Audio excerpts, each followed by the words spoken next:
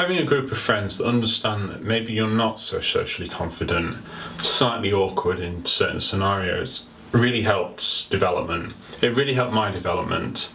I had a group of friends that understood me as a person and let me come out of my shell and let me explore different scenarios and different social situations without putting any pressure on me to go above and beyond what I could do. One of my friends described me in a way that has always stuck with me, has always made me feel like, yeah, they really understood who I was as a person. This person described me as a secret lunatic. Now, take that as you will, but for me, yeah, in the beginning, I do come off as quite shy, maybe not so confident around others, but give me a little bit of time and I'll really surprise you. I'll come out of that shell, I'll get involved, and I'll be the kind of person who I know I can be. And I think that's the most important thing. A friendship group allows you to become the person that you know you can be. Your best person, your best personality, and your best personality traits, they shine through. I think that that's the most important thing. Whereas if you're in a social group where people mock you for being slightly shy, maybe you're clinging on to one person and that person is like, oh, stop it, get away from me, I want to go and talk to these people. It can be really difficult and it can be quite a toxic environment to be in. And it can really stunt and damage you as a person because it doesn't allow you to experience different social scenarios. It doesn't allow you to meet new people. And I know meeting new people is scary for someone who lacks confidence, but it's something you've got to force yourself to do. You've got to throw yourself in at that deep end. I understand that ditching a group of people who you've maybe been friends with for a long time is probably one of the hardest things in the world to do.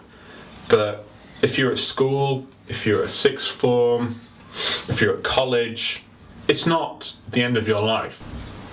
Your life doesn't end at 18, 19. It just begins. And you will meet, as you go through life, you will meet new people. 90% of the people you met at school, you will never see after you finish school. You just don't want to see them, they were toxic towards you, stunted you, or you just fell out of touch. And that happens. And sometimes it's not the worst thing. If you've lost touch with someone, it means because you didn't make the effort, and they didn't make the effort. It's a two-way street, and it's for the best. So if you have a great group of friends that know you and support you, hang on to them. Keep them in your life. Do everything you can to keep them in your life. And those that are maybe stunting you, just push them aside. Ignore them. And that's where, for someone who's socially introverted, that's where social media comes in. That's where Facebook, Messenger, Twitter, Tumblr, those types of blogging sites are really great for expressing your inner feelings and developing social bonds with people who you don't need to meet. And yeah, you may meet them one day and you might have a blossoming friendship or even a relationship with that person. And that's great. And it's fantastic that those platforms are there now, that people who maybe are shy, they can get involved and they can meet people, discuss things. And you don't need, if you feel scared one day to go out and maybe you don't want to meet someone, then you can do it online. And meeting people is tough. Hell, even meeting people online is tough. I get nervous if I'm speaking to someone new online, or even if I'm doing an activity like talking to a camera now. Even if this video gets viewed by one person, hell, I'm sweating like crazy at the minute, just trying to get these words out. I'm stumbling, I'm fumbling, but I know that what I'm saying rings true to a lot of people, and that I've had situations where I've wanted to talk out to people in the past and I haven't. And that frustration and that anger is driving me to create this video.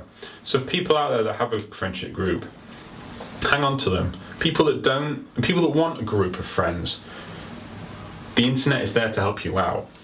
And if you're feeling brave, approach people, talk to them. It's no worse than what you've made it in your mind. And I think that's the biggest thing. Getting over this block that you've got in your mind. You've put people up on pedestals.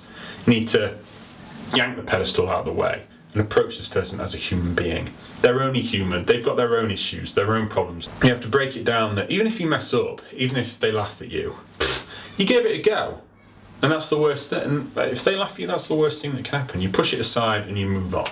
And reiterating back to the secret lunatic thing, after I finished university, I had more confidence. My more confidence enabled me to go off to America for 4 months. And that was fantastic. That was an amazing step for me. And it was a tremendous step because, forget just coming out of my shell, I took a plane ride through my shell. And I came out and came back from America a much, much better person because I'd met new people, I'd experienced new things. And traveling is a great way to do that. I'd recommend, even if you're the most shy person in the world, go traveling.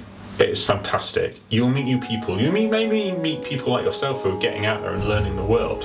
Someone maybe you don't know, maybe they're just an acquaintance of your friends, comes up to you and they say these immortal words. You're a bit shy. Why don't you talk more? Come on, can't be that hard. Get involved, have some confidence. And to hear these words is so frustrating.